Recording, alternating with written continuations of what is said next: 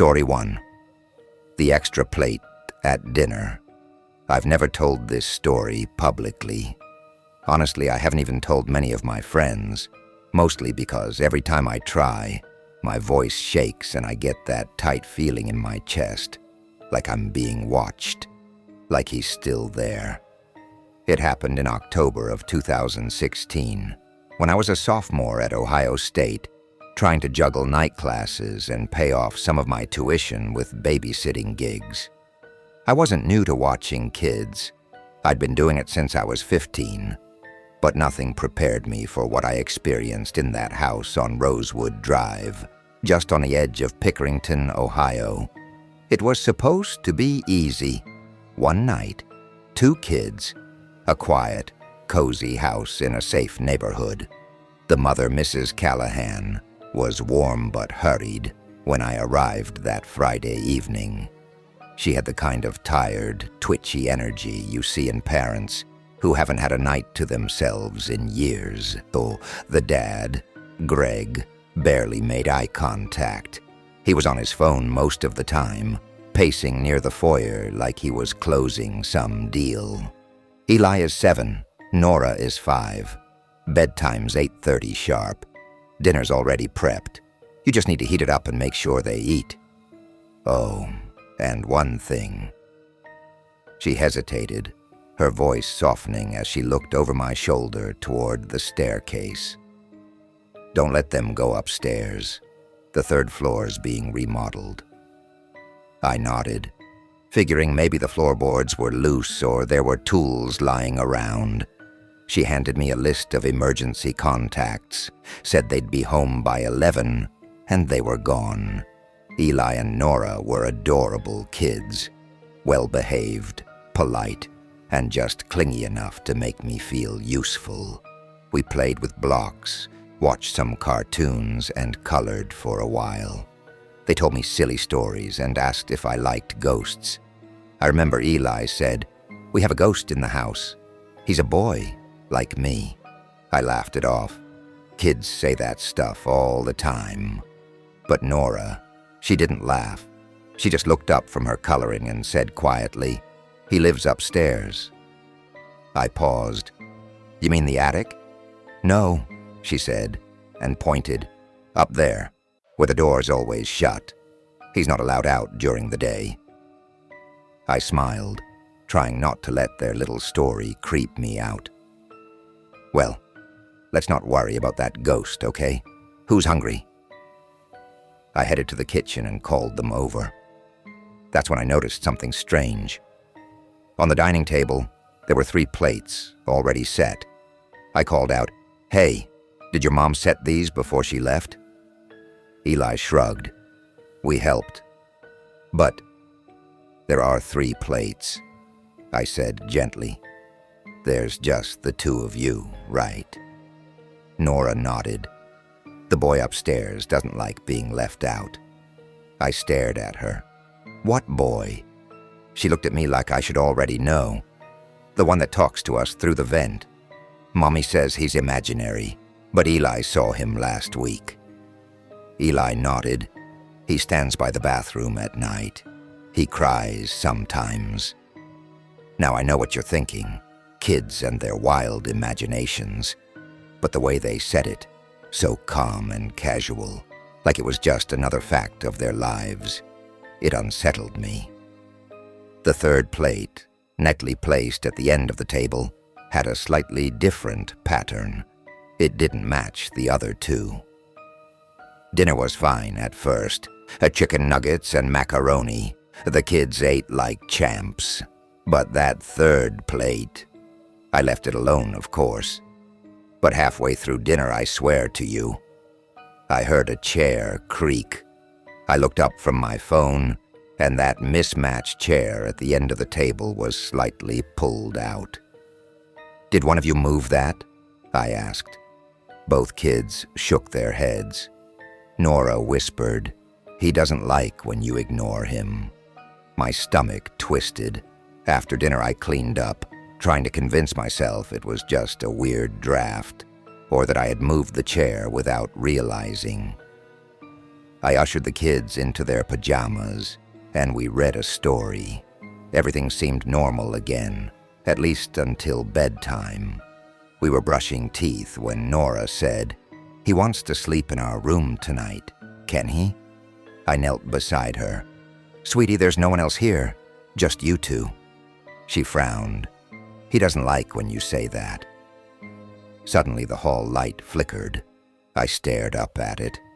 My heart started racing. Eli and Nora didn't even flinch. Like that was normal. Like it happened all the time. After tucking them in, I sat on the couch downstairs and turned on the TV. More for noise than anything else.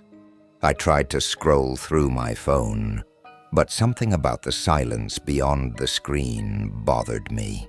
And then, the footsteps. Not from the hallway, from above. Slow, heavy, dragging. I muted the TV. The footsteps continued for several seconds, then stopped directly above the living room. I stood there frozen, holding my breath. I remembered what Mrs. Callahan said about the upstairs being remodeled. No one was supposed to be up there. I grabbed my phone and quietly crept to the base of the stairs. The second floor was quiet. The kids were asleep. But the noise? It had come from the third floor. The one with the closed door at the top. I stared up at it. There was something off about the air. Heavier. Like the house itself was holding its breath. I should have gone back to the couch. I should have ignored it. But something, a sound, a whisper maybe, I couldn't tell what, drew me up the stairs, one by one, slow and quiet, like I didn't want to wake the house. At the top was the door, painted white, chipped at the edges. I reached for the knob, but it turned on its own. I stumbled back. The door didn't open all the way, just enough for the darkness inside to look back at me. The air smelled old, damp, like a room that hadn't been opened in years. A voice, a child's voice, spoke from the shadow, faint, barely audible. "Is there dinner for me?" I slammed the door shut and ran downstairs so fast, I almost fell over. I locked myself in the bathroom, hands shaking, heart pounding so loud I thought I'd pass out. I didn't move for 20 minutes. Eventually, I peeked out. The house was quiet, still. I didn't hear the parents come home. Just the jingle of keys and the front door closing. Mrs. Callahan found me sitting on the floor near the kids' room, pale and sweating. She looked worried. "Are you all right?" I almost asked her, almost begged for an explanation. But then I saw her face when she glanced toward the third-floor stairs. Her smile faded, just for a second, and she looked ashamed. I didn't ask anything, I just left. But as I was backing out of the driveway, headlights catching the front of the house, I looked up. A little boy was standing in the third-floor window, watching me. There's no way to explain the cold that filled my chest. The way his face looked. Wrong. Pale. Eyes too big. And a smile that felt like it had been painted on. I never went back. I blocked Mrs. Callahan's number. Quit babysitting not long after that. Years later, I found an article buried in some online forums. The house had once belonged to a man named Stephen Callahan, Greg's older brother. He had a son who died in the house in 1993, locked in the attic during a winter storm while his father was away. The story had been swept under the rug. No charges filed. No records online, except for that one archived newspaper clipping. His name was James Callahan. He was 7, same age as Eli when I met him.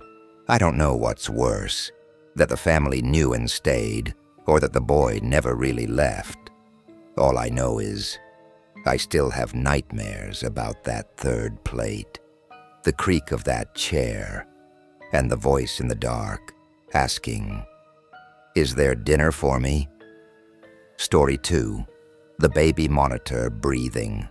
If you'd asked me 5 years ago if I believed in the paranormal, I would have laughed. My feet were planted in the real world. Logic, reason, cause, and effect. My name's Sarah Ellington, and what happened to me and my husband in the fall of 2019 changed everything I thought I knew about safety, sanity, and sound. My husband Michael and I had just moved into a 2-story house in Cedar Park, Texas, about 30 minutes outside Austin. The neighborhood was peaceful. Manicured lawns, quiet evenings, friendly neighbors who waved but kept to themselves. It was the kind of place we thought we'd raise our daughter, Emily, in without ever locking our front door. The house itself wasn't new, but it was solid. Brick exterior, heavy wood beams, the kind of place that feels like it has stories buried in its walls. We had Emily late. I was 36 when she was born, after 3 miscarriages and 1 stillbirth. We didn't think we'd get this far. When she arrived, perfect and crying and alive, I swore I'd never take my eyes off her. But of course you can't do that and still sleep. That's why we got the baby monitor. It was one of the nicer models, Nuvaco Guardian, I think it was called. Video and audio, 2-way talk, motion alerts, infrared night vision, even white noise and lullabies built in. We got it during a sale on Amazon, sealed and new. I was obsessive about the safety of it. Password protected, encrypted signal, the works. I wasn't taking any chances. The first time we noticed it, it was just after midnight. Emily had been fussy that day, so we were dead tired. The monitor sat on the nightstand next to my side of the bed, the screen dimmed but audio on, and then we heard it.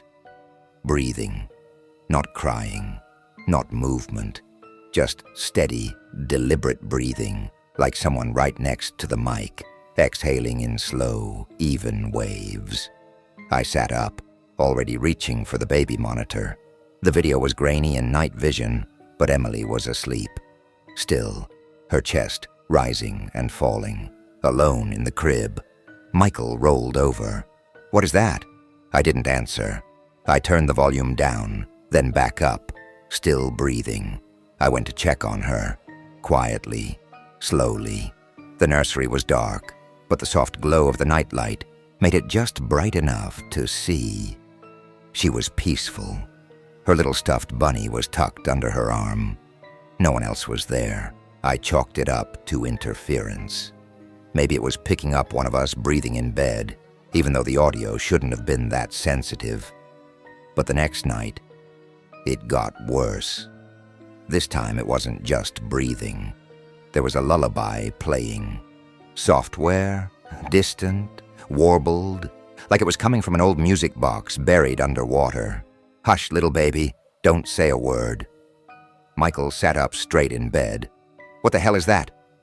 I grabbed the monitor. Emily was asleep again, her face peaceful. But the song, it wasn't playing in her room. We would have heard it in person. It was only on the monitor feed. I ran into the nursery. Same as before, quiet, no music. I looked at the monitor in my hand and then around the room. Maybe the lullaby feature turned on accidentally. Michael offered. "You said it had one." I checked. The feature was off. Volume 0, disabled. We rebooted it, changed the password. Michael even unplugged the Wi-Fi that night, just in case. But the sounds came again the next night. Only this time, the camera angle had changed. Instead of facing Emily's crib, it was tilted slightly to the left, just enough to catch the corner of the room where the closet stood. I knew we hadn't moved it. That's when the dread began to settle into my chest, like wet cement. I started keeping a notebook, writing down the times, the sounds, any strange details. It made me feel like I had control, like I was documenting something real, but it escalated. One night, the screen flickered and went completely black. Just audio. Breathing again, but now it was faster, more erratic, like panting.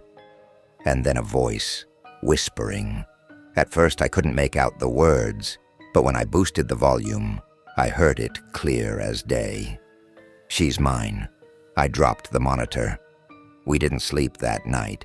We tried calling the Nuvico support line the next morning. After being bounced around a few times, we reached someone who sounded concerned. "Can you check the serial number for me?"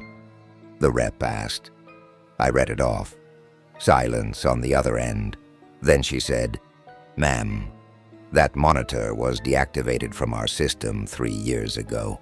It was flagged in our system for a known vulnerability.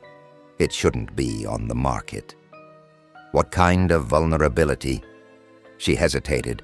"We had reports of unauthorized access, remote signal jacking, but only in very rare cases." I felt the bottom drop out of my stomach. So someone's watching my baby. I can't confirm that, but it's possible the unit was resold or intercepted.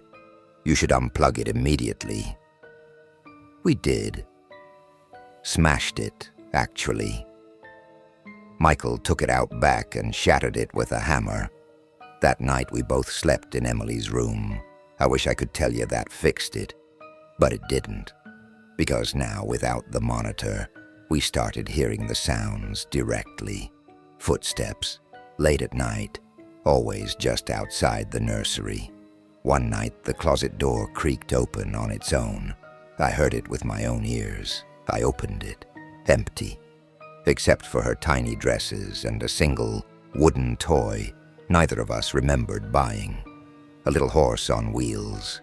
Emily began waking up screaming at 3:03 a.m. every night. One night, as I rocked her back to sleep, she said, "He wants to hold me." I asked, "Who?" "The man in the monitor." My skin crawled. We installed cameras throughout the house, physical locks on every window and door. Nothing ever showed up on footage. But every single night, without fail, Emily would stare at the same corner of the room, her eyes wide, unblinking. Sometimes she'd wave. Sometimes she'd smile. The final straw was the morning I walked into her room and found her crib moved 3 feet to the left, angled toward the closet. Neither of us had moved it. That same day, I found a note in Emily's drawer, a crayon drawing, not one of hers. It showed 3 figures, one small, 2 big. The parents had X's for eyes. The small one, Emily, was holding hands with a tall black figure with no face. Beneath it was scribbled, "He lives in the wires." We sold the house, moved in with Michael's sister, and I've never bought another baby monitor again. Sometimes at night, I still hear it in my head. The static, the breathing, the lullaby. And sometimes when I check on Emily, now 7 years old, I catch her staring into the corner of her room, and she smiles. Story 3, The Stranger on the Baby Cam.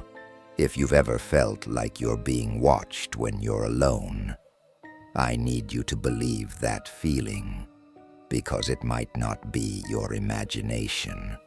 My name's Ellen Mays, and what I'm about to share isn't something I talk about easily. My husband and I haven't told our families the full truth. Hell, I'm not even sure I've let myself process all of it. But if you're a parent, or thinking about becoming one, you need to hear this. We live in Bakersfield, California. Quiet cul-de-sac. Typical suburban setup. My husband Chris and I bought our house in 2018, just before our daughter Lila was born. It wasn't perfect. Older carpets, creaky floorboards, but it had a backyard, decent bones, and enough room for us to start our little family. I had no idea that the very thing we bought for peace of mind would end up being the thing that uncovered a waking nightmare. The nanny cam. We'd had a babysitter named Ashley, a 19-year-old college freshman who lived 3 houses down. Sweet girl, responsible. She babysat Lila once or twice a week when I picked up extra shifts at the clinic. Always gave us little reports when we got home. What Lila ate, when she napped, if there were any diaper mishaps. Everything always sounded normal. We'd gotten the camera as a precaution. A small white Furbo-style monitor tucked in the corner of the living room. It had wide-angle lens, motion sensing, and cloud backup. We told Ashley about it up front, and she was totally fine with it. Honestly, we barely checked the footage.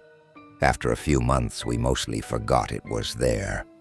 Until the night of September 2nd, 2021. That night, I came home from my shift around 9:30 p.m. Chris was working late in Santa Clarita, so it was just me. Ashley had already put Lila to sleep, and everything seemed fine, but something felt off. Hard to describe.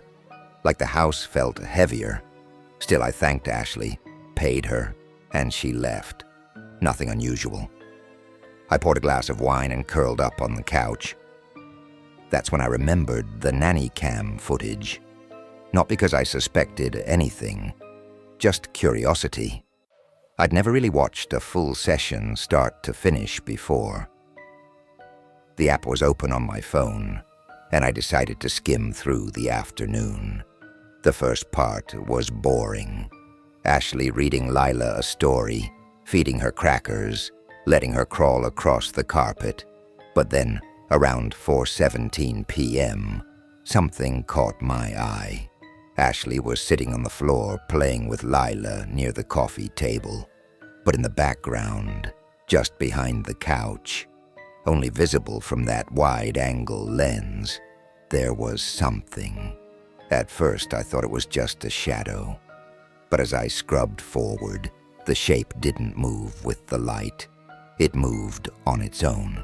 A slow, deliberate shift. A crouched figure, knees pulled to chest, head ducked low, huddled in the space behind our couch. I stopped breathing, froze. I rewound, watched again. It wasn't Ashley. She never looked behind her, never reacted.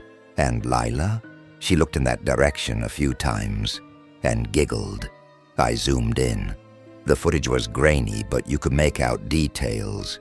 Bare arms, dark clothes, hair that hung in front of the face, and eyes, barely visible, just glinting in the dim light, locked on Lila, unblinking. I shot up from the couch and turned around like an idiot, even though it was hours later. No one was there, obviously, but the fear that gripped my chest was unlike anything I'd ever felt. Cold, icy, like someone had replaced the blood in my veins with freezing water. I checked every room, every closet, the garage, the crawl space under the stairs. Nothing. I didn't sleep that night. I just sat in Lila's room, clutching the baby monitor and watching her breathe. The next morning, I showed Chris the footage. He didn't say anything for a long time, just watched and rewatched. Then he said, "Call the police." They came, took the footage seriously. I thought maybe they'd tell us it was corrupted video, a trick of the light. But no, they filed it as a breaking and entering. They didn't recognize the figure, didn't match any suspects in their system. No signs of forced entry. But here's where it gets worse. We had the footage from the entire day. The intruder didn't just appear at 4:17. At 10:06 a.m., the camera caught him slipping into frame. He crawled out from under the couch. He had been there all morning, and before that, there were brief glimpses of movement on footage from the previous night. Tiny shifts. reflections in the black of the TV screen. At 2:34 a.m., the camera caught the shape of a man emerging from the hallway, staring toward Lila's playpen, and then retreating back behind the couch when Chris came in to check on her. I don't remember ever seeing anyone in our house. Neither does Chris, neither did Ashley, but the camera. The camera saw him. The police did a sweep. No signs of break-in, but they found evidence in our attic. Food wrappers, a half-empty water bottle, blankets, a pair of shoes. He had been living above us. For how long, they couldn't say. We sold the house 2 months later. Didn't even finish the lease. Left half our stuff behind. Lila's 3 now. She doesn't talk about it. I don't think she remembers. But sometimes, just sometimes, when she plays alone, I hear her laugh, softly, and she'll say, "No, you can't come out. Mommy said you can't play anymore." And when I ask her who she's talking to, she shrugs. The man behind the couch. Story 4, the door that opens at 3:33. My name's Brianna Thomas, and I never believed in ghosts. Not really. Not in the horror movie, hide under the bed, doors creaking at midnight kind of way. I believed in people. People could be dangerous. People could hurt you. Spirits? That was just the kind of thing you talk about around a campfire or tell kids to make them behave. But that changed last year. It happened in Savannah, Georgia, one of those places that feels older than time itself. Cobblestone streets, Spanish moss draped over twisted oak trees. Everything smells like earth and water, and something else, something old. Maybe it was always the perfect place for something like this to happen. I was 24. I'd just moved back to town after college to save up for nursing school. I picked up babysitting jobs, easier hours than the service industry, more consistent pay, and honestly, I liked kids. They were honest in ways adults forget how to be. The Reynolds family had just moved into the area. Marcus and Sarah Reynolds, mid-30s, both corporate, polite, but distant. They had one child, a little girl named Harper, just shy of a year old. The house was tucked away off Victory Drive, past the busy streets, into the more rural edges. It was a big colonial-style place, paint chipping in spots, ivy crawling up the sides, windows tall and thin, like eyes peering outward. They told me up front that the house was old. "Don't mind the creaks," Marcus had said with a laugh during my first visit. "This place settles louder than a preacher on Sunday morning." Fair enough. My first few times babysitting were normal. Harper was easy, slept well, rarely fussed. They'd head out to dinner or a work event, leave me with emergency contacts, and I'd hang out on the couch until they got back. But one night, Marcus said something strange while handing me Harper's bottle. "If you hear the door open, just ignore it," he said. I laughed, thinking it was a joke, but Sarah chimed in from the hallway. "It's just the nursery door. It opens sometimes. Old hinges, weird air pressure, something like that. It's always at the same time, though. 3:33 a.m. that stopped me." "Every night?" They exchanged a glance. "Most nights," she said. "Just don't go in.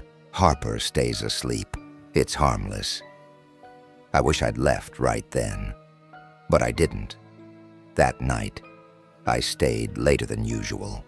Harper was down by 8, and I crashed on the couch with a bowl of popcorn and my phone.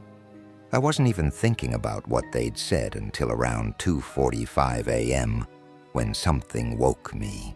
A pop, or maybe a crack.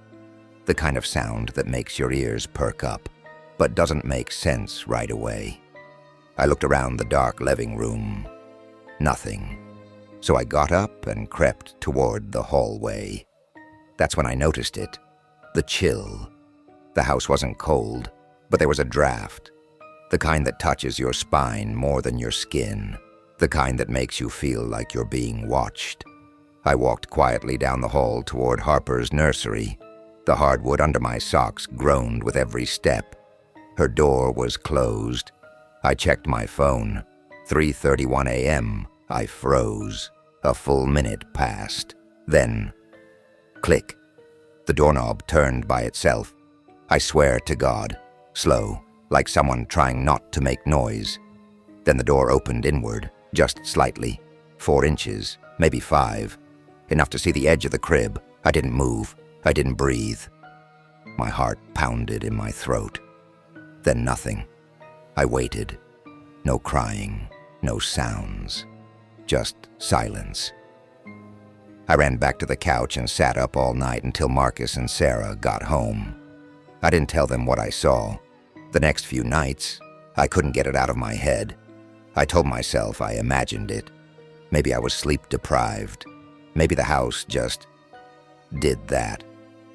But I had to know. So the next time I babysat, I brought my phone charger, stayed alert, and set an alarm for 3:25 a.m. When it rang, I was ready. I crept down the hallway, phone camera open, and waited in the dark across from the nursery. At exactly 3:33, the door opened again. Only this time, it wasn't slow. It swung open hard, like something angry had been waiting. I jumped, nearly dropped my phone, and filmed what I could. Nothing visible walked out, but the hallway turned cold again, colder than before. And then I heard it. A faint sound coming from the baby monitor on the end table by the couch. I picked it up. There was breathing. Not a baby's breathing. Not that soft, raspy inhale. This was heavy, wet, like something struggling to breathe through water. I dropped the monitor and sprinted to Harper's room. She was fast asleep, still curled in her crib, face relaxed, untouched. But the door was wide open. I stayed in the nursery the rest of the night, back pressed to the wall, phone clutched in my hand like a weapon. I never told the Reynolds what I saw. I didn't have to, because a week later they found me in the parking lot of the church down the road, waiting after work. Marcus said they'd reviewed the baby monitor footage. Something had triggered it at 3:33 a.m. every night for the past month. And one night, a shape had crossed in front of the lens.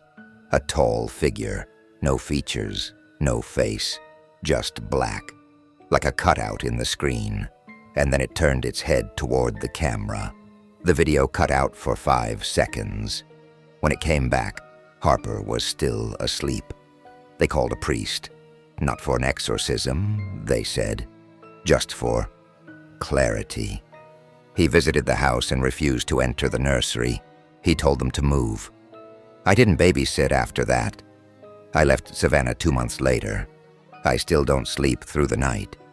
Sometimes I wake at 3:33 a.m. and my bedroom door is cracked open, just slightly. I live alone. I keep it locked, but somehow it still opens.